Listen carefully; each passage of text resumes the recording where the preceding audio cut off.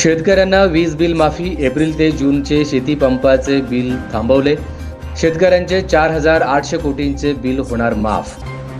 छत्रपती शिवाजी महाराज चौकात होणार जरांगे पाटलांची सभा. शांतता रॅलीपूर्वी सोलापूर शहरासह गावागावात बॅनरबाजी. रुक्मिणी मातेची पालखी पहिल्यांदाच पंढरपुरात दाखल.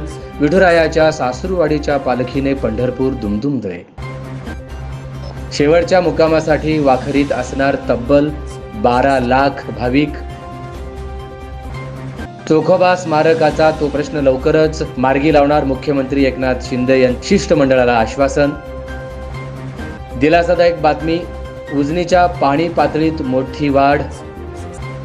सिद्धरामेश्वरांचं छत झालं वॉटरप्रूफ. आषाढी निमित्त बुधवारी शहरातून रथोत्सव आणि